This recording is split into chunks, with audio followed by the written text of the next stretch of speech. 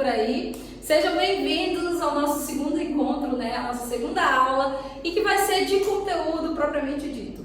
Hoje vamos entender um pouco, conhecer a estrutura do plano de contas e ver alguns tipos de resultado dentro da contabilidade pública, tá? Como eu falei para vocês, vou tentar ser bem breve, para ser um vídeo bem resumido, e a nossa próxima aula será apenas um questionário sobre essa aula de hoje, então já pega teu caderninho aí para anotar as informações, e sobre a leitura dirigida que vocês fizeram, tá bom? Eu vou colocar um prazo, provavelmente até a próxima semana, então vai ser bem tranquilo para todo mundo.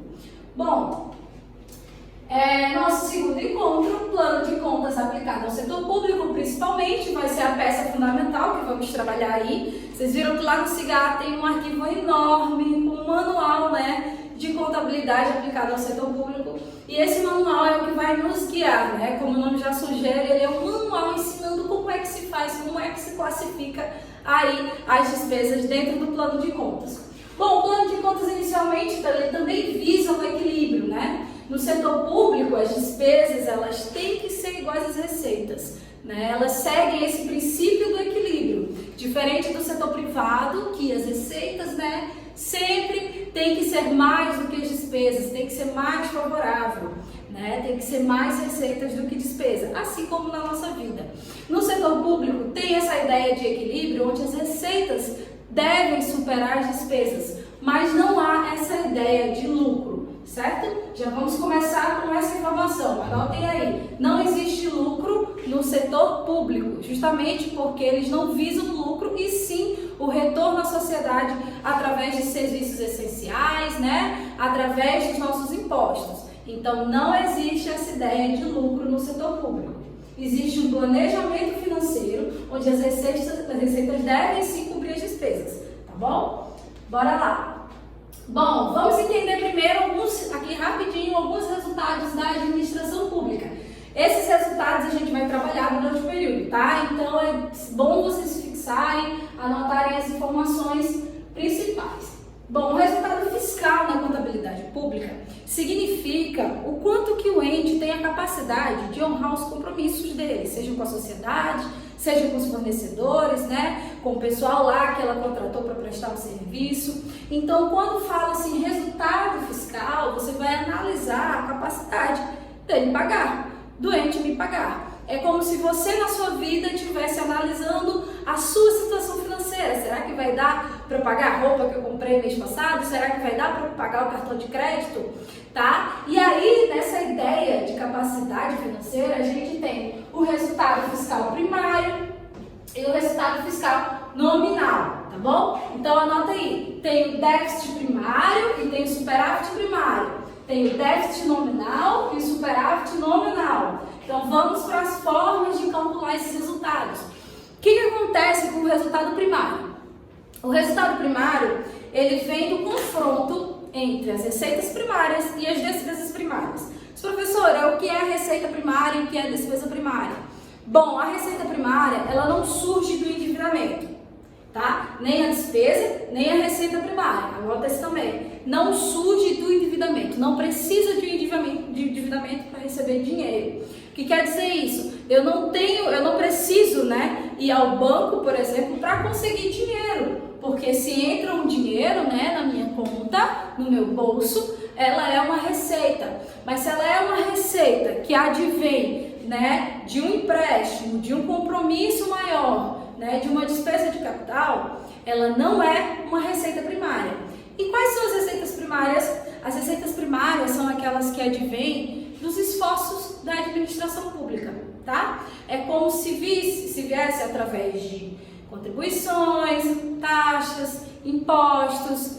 Ela tem o poder coercitivo, né, de nos colocar os impostos que a gente deve pagar. É tanto que existem alguns impostos para o ISS que eles são municipalizados, né? A prefeitura que tem esse poder coercitivo de colocar esses impostos para a gente. Então, quando a gente paga, o dinheiro vai para lá e esse dinheiro é uma receita primária.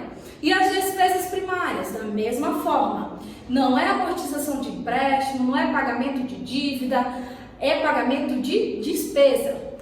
Mas com o quê? Com pessoal, com salário, com abono financeiro, com férias, 13º, com limpeza, toda a manutenção da administração pública, tá? Então o que que mostra? Esse resultado primário, ele mostra de verdade como é que está a situação do ente, quanto dinheiro ele tem e quantas despesas ele tem, sem considerar o dinheiro que ele conseguiu lá, ó, emprestando lá para grandes empresas ou para grandes instituições. Não conta, não quero saber, isso a gente está falando de esfera aí federal, tá bom? Não conta nesse resultado. Se ele pegou um empréstimo para financiar determinada obra, também não vamos entrar nesse mérito. Resultado fiscal primário significa o quê? Despesas e as receitas confrontadas, receitas e despesas primárias, tá? Lá no manual tem a definição bem direitinho sobre primário e nominal. E aí, né? O resultado nominal, ele existe duas formas de calcular, tá? Bom, a primeira fórmula é acrescentando as despesas e as receitas advindas de juros, encargos, né? Financiamento. Então, basta eu somar o que o primário exclui a ele, certo? Então, o nominal, ele envolve a questão de empréstimos, tanto de recebimento quanto de realização de empréstimos, tá bom? Então, esse nominal, ele costuma não revelar de fato o que a entidade tem. Porque o que adianta eu ter um patrimônio, por exemplo, ter um caixa de 500 mil reais, mas em compensação eu tenho um passivo, né? Eu tenho uma dívida, eu tenho fornecedores a pagar de 1 milhão. Então nada me serve ter toda essa receita se está tudo comprometido. Então o resultado primário, ele é mais realista, bota aí uma estrelinha, mais realista. Enquanto que o nominal, ele é um resultado maquiado, tá? Então a gente sempre deve olhar para o resultado fiscal primário. E também pode ter o superávit nominal e o déficit, que é quando as despesas estão superiores e sobre as receitas, né? Ou seja, o ente não tem a capacidade de pagar os seus compromissos. E aí é bem complicado. E a gente sabe que é uma situação corriqueira, tá? A primeira forma é somando o nominal mais primário, tá bom? As receitas e despesas primárias, mais juros, encargos, empréstimos, certo? Nominal é isso. Então, a gente somando os dois, eu consigo ter um resultado nominal. Se fosse apenas o primário, né, a gente traria o resultado primário, tá? O déficit primário ou o superávit primário, tá bom? Bom, essa é a primeira forma, tá? A segunda forma de calcular é pela dívida líquida, tá? A dívida líquida também me dá o resultado nominal. Eu tenho uma dívida pública, eu tenho a dívida bruta, né? Dívida bruta do ente público. Tá? Que é a nossa dívida bruta, dívida total. Eu retiro desse total o meu valor em caixa, bancos, tá? Retiro minhas disponibilidades, que se refere a quê? Ao resultado primário. Então eu retiro. Essa diferença me dá também o resultado nominal. Tá bom? O que é que eu estou querendo saber aqui? Você tem essa dívida todinha, você tem esse dinheiro todinho advindo dessa dívida. Mas espera aí, se eu tirar tudo que tu tem, tu consegue pagar essa dívida? Então, esse é o resultado nominal. Vocês conseguiram enxergar? Tira um printzinho, é importante vocês saberem essas duas formas de calcular. Tá bom? Vou dar uma apagada aqui e a gente já vai avançar para o próximo.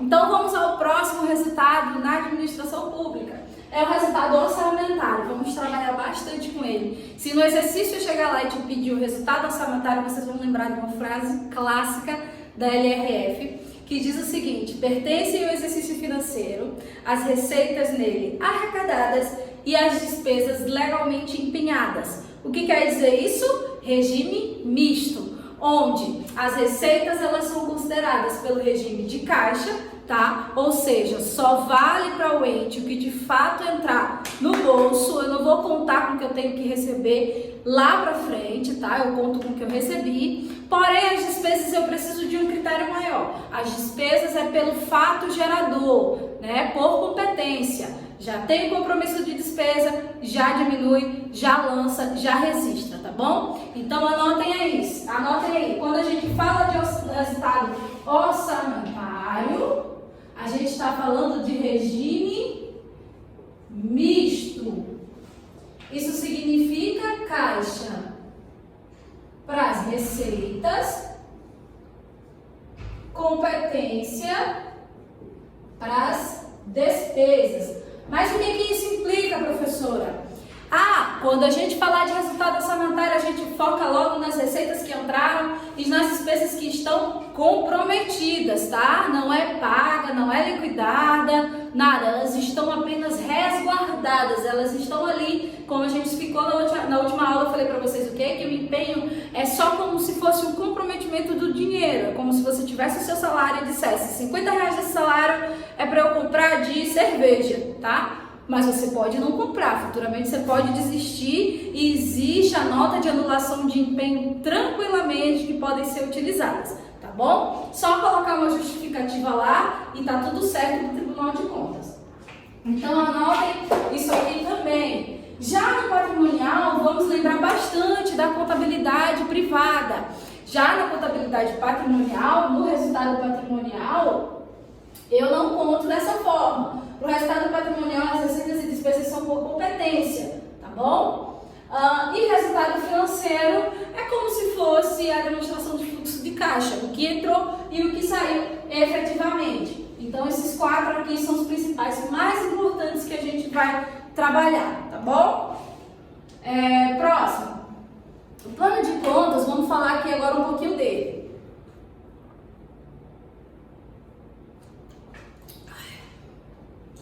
Plano de contas. Bom, o plano de contas, ele segue principalmente a evolução da Lei 4.320/64. Essa lei institui os instrumentos, né, PPA, LDO, a LOA. Essa lei diz os meios de fiscalização, fala muito sobre prestação de contas, controle na administração pública. E olha desde quando ela é 64, né? Faz muito tempo, a gente nem sonhava em nascer. Só que tinha um problema. Tá? Essa lei orçamentária, essa lei de 4.320, ela tem um enfoque orçamentário. Ou seja, ela considerava que a administração pública se tratava basicamente de um orçamento, tá? E a execução destes, tá bom? Focava muito na questão do orçamento, mas como já o nome sugere, o orçamento é um planejamento. E muitas vezes o orçamento ficava totalmente diferente do que acontecia na prática. Hoje ainda tem isso, tá?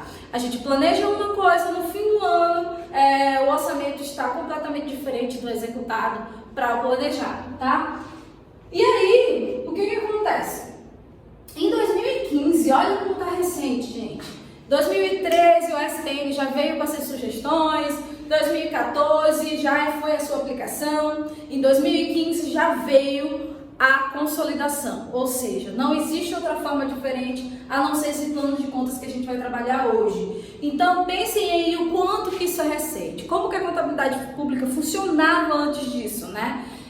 De fato era uma bagunça muito maior do que ainda é hoje. E aí a contabilidade pública ela falou: não, peraí, se você tem o seu orçamento, se você planeja, mas você faz diferente, se você agora está se preocupando com as reservas de contingência, se você agora visa também o bem-estar social, né, e possui uma programação, então peraí, eu preciso também da minha contabilidade.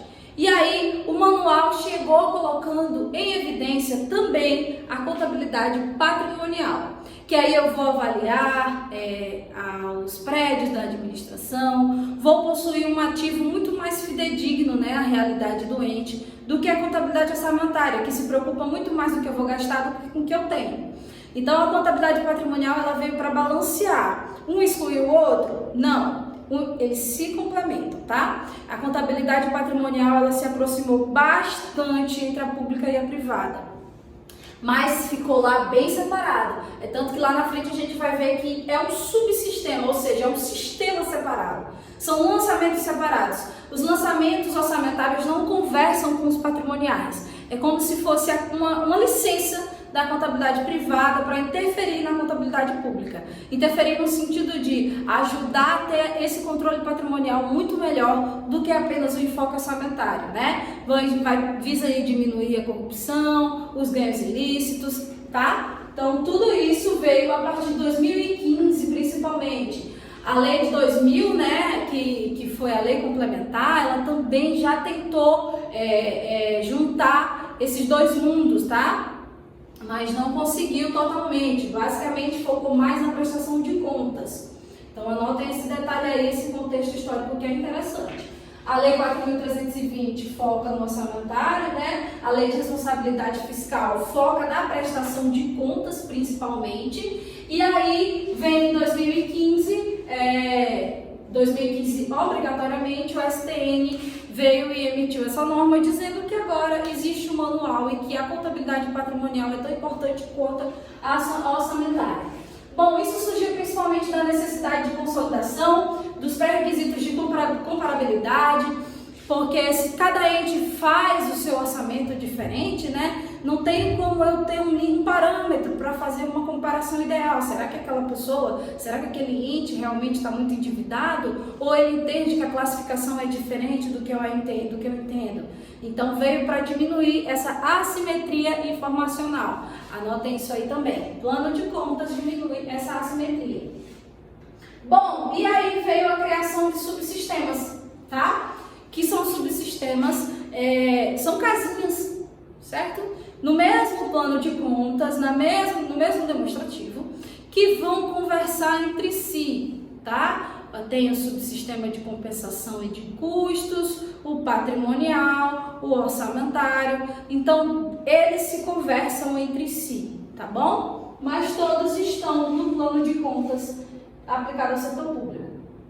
Bom, entrou também principalmente o aspecto fiscal. O aspecto fiscal ele veio para mostrar, como já foi dito, a realidade financeira nua e crua da capacidade de pagamento, tá? Ele trabalha principalmente a comparabilidade entre anos, que aí o balanço financeiro também traz isso. Ele se preocupa o quanto que ele gastou com endividamento, quanto que ele pegou de endividamento, se sobrou dinheiro para o exercício financeiro, tá?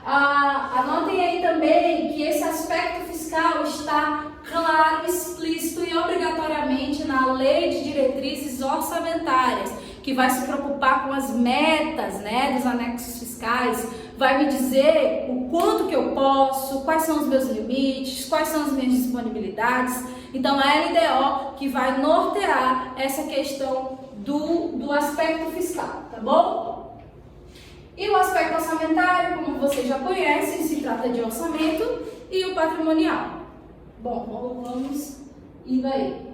Para resumir, né? Resumindo a parte conceitual de plano de contas.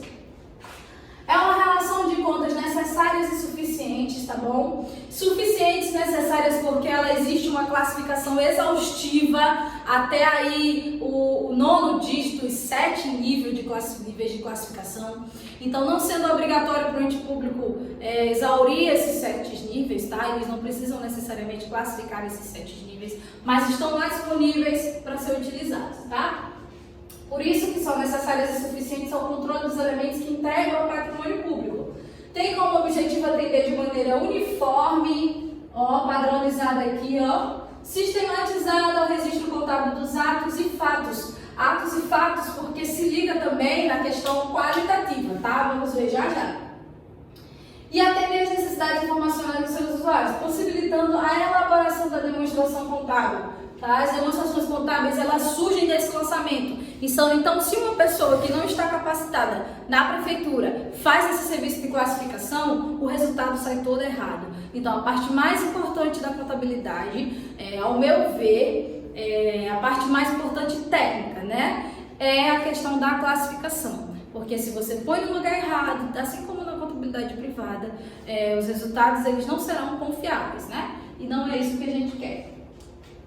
Bom, ele busca principalmente a padronização, distinguir a natureza dos registros, trazer um detalhamento muito bom, possibilitar a consolidação, facilitar relatórios, permite elaborar estatísticas, padrão internacional, né? Porque aí resguardada as devidas diferenças de dólar, de euro, né? Pode ter essa comparação estatística, tá? Favorece a transparência fiscal, porque agora ninguém tem que fazer todo mundo igual, né? Não tem essa. Minha luz apagou, tá? Agora todo mundo vai ter que fazer igual. O controle social ele entra em evidência, facilita o processo de tomada de decisão, racionalização de custos e principalmente prestação de contas. Bom, voltando aqui, o plano de contas ele possui um alcance nacional, vocês estão vendo aqui, né? Se tiver muito pequeno para vocês, pessoal, tá aí já anexado essa apresentação, então vocês podem ir acompanhando também, tá? Por aqui. Bom, todos os poderes de cada ente da federação, todos os poderes significa o quê? Legislativo, judiciário e executivo.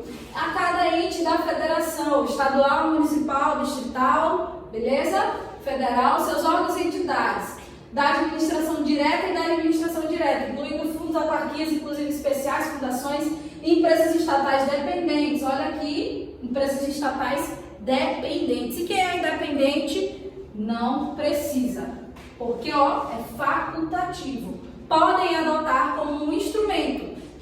É proibido utilizar? Não. Fica à vontade. Só que é facultativa, porque ela é independente. Essa dependência, muitas vezes, ela é relacionada à capacidade de voto do Estado, né? Quando a gente tem 50 mais 1 aí de porcentagem na prioridade de votos, se você tem uma influência significativa, né, e a gente já entra numa discussão mais teórica do que é uma influência significativa, né? O que é o lobby, tá? L-O-B-B-Y. O que é esse lobby? É quando o ente, quando determinado agente, ele tem essa capacidade de influenciar o outro, tá? Então, as empresas estatais independentes, elas são facultativas, tá? Basta a gente aprender isso. Bom, a estrutura do plano de contas, já vamos entrar na estrutura aqui, ó, tá vendo como tá sendo bem rápido? Metodologia utilizada, né, para a estruturação do PCASP. Foi a segregação de contas contábeis em grandes grupos, de acordo com as características de atos e fatos, né? Seja orçamentária, seja patrimonial, seja de controle. A orçamentária, ela se preocupa com planejamento e execução. Tudo que vai para a LOA, tudo que é planejado, tudo que está no orçamento, ela vai para lá como planejamento. Posteriormente, né, conforme for ocorrendo a sua realização, ela vai saindo daqui e entrando na execução, tá bom? Patrimonial se refere às variações aumentativas, às variações diminutivas, né? No patrimonial a gente trabalha com essa definição, não de receita e despesa, tá? Tem variações qualitativas, que são as receitas e as despesas não efetivas, né? Anota aí isso aí também. Essas variações qualitativas, elas não são efetivas porque não trazem alteração no patrimônio. Eu consegui uma receita de 100 mil, mas eu tenho um endividamento de 100 mil também. Então, elas basicamente não alteraram.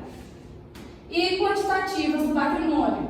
Controle, atos de gestão cujos efeitos possam produzir modificações no patrimônio, bem como aquelas com funções específicas de controle. Todos os contratos, né? Essa questão na contabilidade pública, quando você vai trabalhar com contabilidade pública, você passa pelo processo de licitação.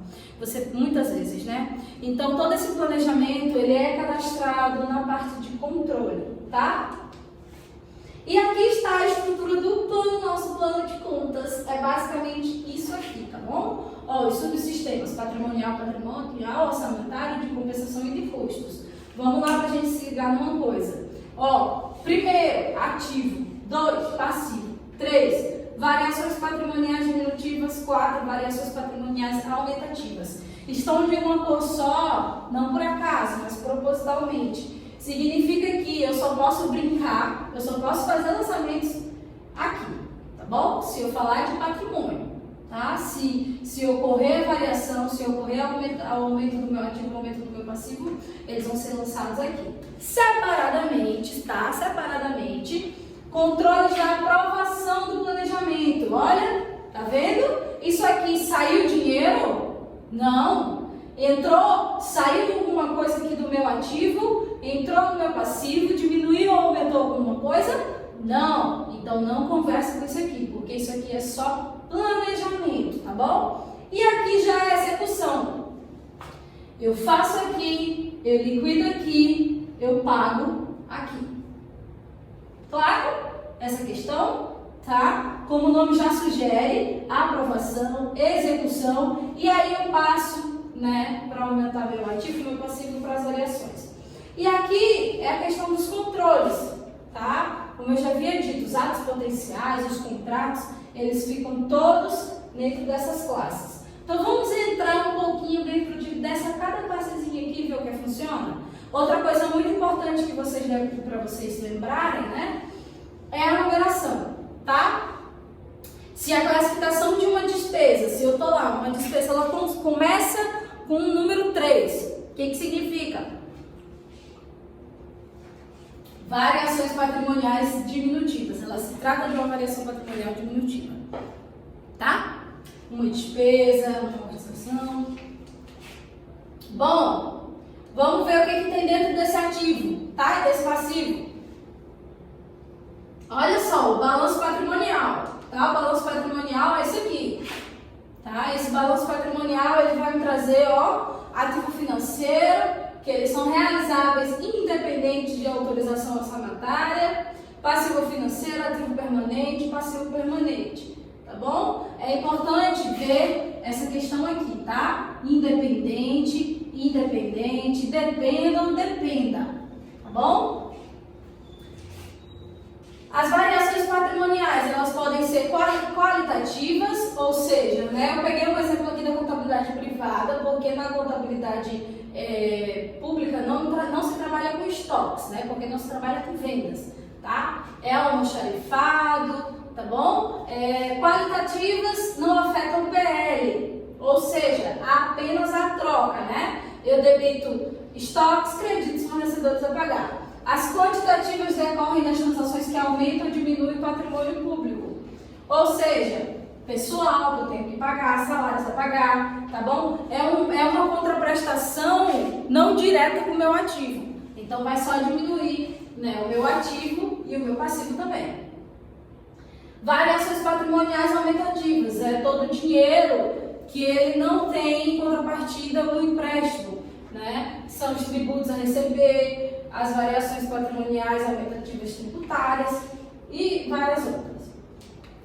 Bom, a parte de controle de aprovação do orçamento, aqui retirado do Tesouro Nacional, ó, que é o nosso norte, né, para fazer o plano de contas, ele trata, ó, do planejamento aprovado, tá vendo o PPA para onde vem? O projeto de lei orçamentária para onde vem? O orçamento aprovado, ó, previsão da receita e fixação da despesa, tá? Aqui eu já coloco o quanto que eu prevejo receber em um ano, tá bom? E a fixação da despesa também. Inscrição de réus a pagar, tá vendo? Não processados e processados. Qual é a diferença? Asteriscozinho, tá na liquidação. Inscrição de réus a pagar não processados significa que não foram liquidados. Passaram de um exercício para outro sem pagamento e sem liquidação, tá? E a inscrição de réus a pagar processados é que já foi liquidado, já foi empenhado, já tem o direito a garantido pelo credor, mas ainda não foi pago. A diferença básica é essa. Bom, controle de execução do planejamento e orçamento. A gente já sai da conta 5 e vem para a conta 6. Aqui, ó, eu já trabalho com a execução do meu planejamento, tá bom? E a execução do orçamento e a execução de réus a pagar. Uma outra coisa interessante que a gente não trabalhou aqui é para a gente ver a natureza, tá bom? Ela pode ser de saldo devedor ou de saldo credor, né? Débito ou crédito.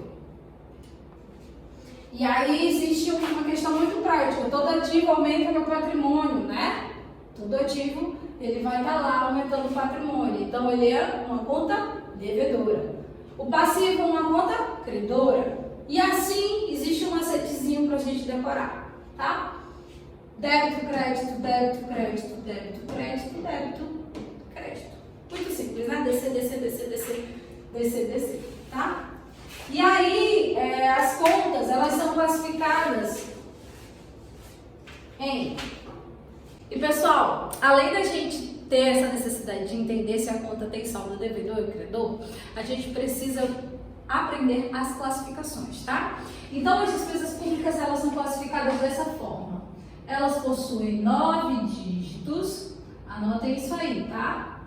8 classes, 7 níveis. Bom, mas como é que se traduz isso? Ó, vou tentar fazer aqui o esqueminha, tá? Ó, 1, 2, 3, 4, 5, 6, 7. Bom, é basicamente dessa forma. Cada pessoa não tem o seu CPF? Não tem o seu cadastro que identifica só você? Que só você tem aquele número? Pois pronto. A contabilidade pública, cada conta, seja conta do ativo não circulante, né? Que a gente encontra imóveis, passivo não circulante, que a gente já encontra as despesas de longo prazo, os pagamentos de longo prazo acima de 12 anos. O circulante, que é fornecedores, né? Salários a pagar. Então, cada continha dessa, existe uma classificação, ela tem o CPF dela que identifica ela. Isso é escolhido aleatório? Não. Esse primeiro número, ele se refere à classe, tá? É isso aqui a mais importante, porque se ela estiver errada, o resto todo está errado. Que é onde ela vai explicar se é o ativo, se é o passivo, se é 3 ou 4, 5, 6, 7, 8, tá bom? Isso aqui já é, ó, tá vendo? O nosso plano de contas mastigado para sair esse resultado aqui. Bom, e aqui é o grupo. O grupo é o quê? Tá? Se ela vai se classificar no passivo não circulante, circulante, tá? Aqui é o título, subgrupo. Tá bom? Dentro do passivo não circulante, ativo não circulante, ela tem as classificações, tá? Aqui é o título. Aqui é o subtítulo. Aqui é o item. E aqui é o subitem. Tá? Até aqui, não é necessário preencher esses dois, tá bom? Só se houver necessidade. Mas não é obrigado se preencher tudo, como eu já falei no início da aula. Bom, a gente vai trabalhar bastante essa classificação e eu quero que vocês comecem a perceber de cara, quando eu falar uma despesa para vocês, onde que ela vai ficar, qual é a numeração dela, pelo menos até esse daqui, tá bom? A gente vai trabalhar. Só para vocês terem uma ideia de como funciona. Bom, já vimos o que tem dentro das contas, né, do controle de devedores, controle credores. Ó, aqui a gente anota também dívida ativa, riscos fiscais, custos. Ó, tá vendo? Custos como é bem pequenininho dentro de controle de devedores. Isso aí é uma outra porta de entrada para a contabilidade pública. A ideia de custos, ela não era explorada, né? E agora ela está buscando aí um espaço maior a ponto de se tornar um subsistema de custos, tá? Mas ainda não há nada definido. Por enquanto, ele se classifica aqui dentro de controle de devedores e controle de credores, tá? Bom, aqui no caso vem a programação financeira, disponibilidades por destinação, execução da disponibilidade por destinação. Então, se vocês perceberem, é sempre aqui o planejamento, aqui a execução. Sai daqui, entra aqui, tá bom? Vamos fazer um lançamento que aí ele consegue passear por todas as classes. Vou pegar um lançamento com vocês que ele influencia o patrimônio, influencia o orçamento e influencia a parte também de planejamento orçamentário e a parte de devedores e credores, tá bom? Aqui a gente vai fazer uma questãozinha, já baseada na nossa aula de hoje. Então vamos lá, que com a explanação de hoje vocês vão perceber que toda a nossa disciplina ela cai muito em concurso público, trouxe questões de concursos públicos atualizadíssimas para vocês e do CFC também, tá? Então essa aula de hoje pareceu, não sei se você conseguiu entender, mas se pareceu para você simples e fácil de entender, saiba que você já consegue resolver questões tanto de concursos públicos para nível superior em contabilidade, quanto para o exame de suficiência. Essa aqui é do exame de suficiência e vocês vão ver quanto que ela foi água com açúcar. Foi de 19,2, tá? Essa prova. O ente público apresentou as seguintes informações do seu balanço orçamentário. Balanço orçamentário. Pertence ao exercício as receitas nele arrecadadas e as despesas legalmente empenhadas, ou seja, regime misto. Pronto. A gente já consegue lembrar disso e mata a questão. Referente ao exercício de X1. Com base nessas informações, sabe-se que o balanço orçamentário apresentará um superávit ou um déficit do exercício financeiro. É correto afirmar que foi apresentado vamos lá, chegou uma questão dessa, balanço orçamentário, a gente vai lá naquele esquema que a gente viu, né? E vê o que é o resultado orçamentário. Resultado orçamentário, nada me serve essa tabela todinha aqui. Isso aqui é para outras informações. Eu simplesmente pego a receita realizada, que é a receita que entrou no meu bolsinho lá, no meu caixa, no meu banco, com a despesa empenhada. Eu confronto os dois, ó. Receita realizada 10.100, receita empenhada 10.150. Diferença de R$50. Agora vamos ver se é um déficit ou um superávit. Eu arrecadei mais do que eu empenhei ou eu empenhei mais do que eu arrecadei? Eu empenhei mais do que eu arrecadei. Ou seja, eu fixei minha despesa. Eu disse que eu ia gastar mais do que eu arrecadava. Coisa que já não pode pelo princípio do equilíbrio. Ou seja, houve um déficit de 50 mil. Simples, prático, rápido, ó. Só lembrar dos conceitos. A próxima é o de analista de controle de contabilidade. Salário R$7.000, viu, pessoal? Apenas com as informações da aula de hoje a gente consegue já responder. O plano de contas aplicado ao setor público é obrigatório a todos os órgãos e a todas as entidades da administração direta e indireta dos entes da federação. Todas as entidades, a gente vê uma questão assim com todas, nenhuma, né? Vamos já ligar o sinalzinho vermelho, porque a gente sabe que existe uma exceção. E qual é a exceção? As empresas estatais independentes, tá? Mas vamos lá, né? Vamos ver se tem outra mais errada, porque essa engloba todas as entidades. E aí existe a diferença de independente e independente que a questão não envolveu. O regime de contabilidade aplicado ao setor público apresenta uma natureza mista, uma vez que é composto por um regime orçamentário em que se reconhece a receita na arrecadação e um regime contábil que a receita deve ser reconhecida por competência. Olha, nada de errado nessa questão. E moleza, né, pessoal? A gente falou isso aqui bastante e essa questão lá do ano de 2016. O que acontece aqui? Se ele falasse um regime patrimonial, estaria certo? Não. Tá? Regime financeiro, não. Essa regra só é válida para o orçamento, tá bom? Para o patrimônio, não. O resultado orçamentário é obtido na comparação entre receita realizada e despesa executada, ao passo que o resultado financeiro depende dos saldos financeiros do início e do final do exercício fiscal. Bom, o erro dessa questão está entre receita realizada e despesa executada. Aqui não, ainda não se executou a despesa, tá bom? No subsistema orçamentário deve-se processar e evidenciar os atos e fatos relacionados ao planejamento e às execuções orçamentárias e extra-orçamentárias. A gente não chegou a falar sobre matéria extra-orçamentária e despesa extra-orçamentária, mas como o nome sugere, ela é extra-orçamentária. Então, o balanço, o subsistema orçamentário, ela não trata do que é extra-orçamentário, porque não estava previsto, né? As receitas extra-orçamentárias, por exemplo, são calções, são devoluções, então não tem como se prever, tá bom? e o sistema orçamentário trabalha apenas com o que está em orçamento. O ativo financeiro compreende os bens, créditos e valores cuja mobilização ou alienação dependa de autorização financeira, autorização legislativa. Esse dependa foi o que eu falei para vocês que tem que prestar atenção, né? Não depende de autorização legislativa, tá bom? Então a nossa alternativa é a letra B, já que essa daqui engloba todo mundo, né? Não está totalmente errada, mas também não está certa.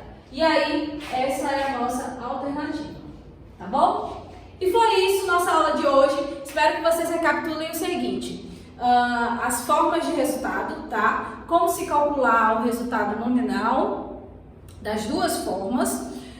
O resultado, super diquinha, viu? Parte mais importante da aula, que quem não assistir vai perder e você aí já tá na frente se vai assistir essa aula até o fim, tá? Quero que vocês frisem o seguinte, recapitulem apenas esse principal aqui.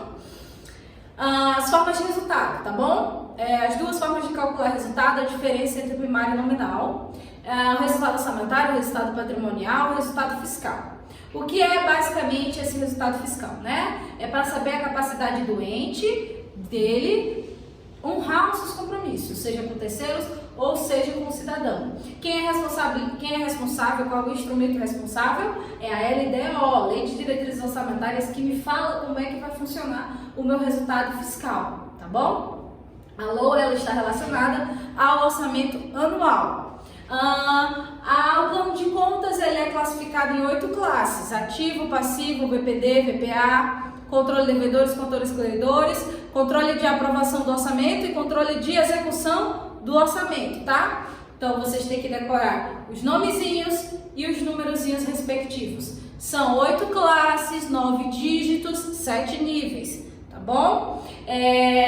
O plano de contas ele é de abrangência nacional, mas nem todo mundo é obrigado. Existem as entidades estatais facultativas, que são aquelas independentes, que não necessariamente dependem do setor público para sua sobrevivência, tá? E basicamente é isso.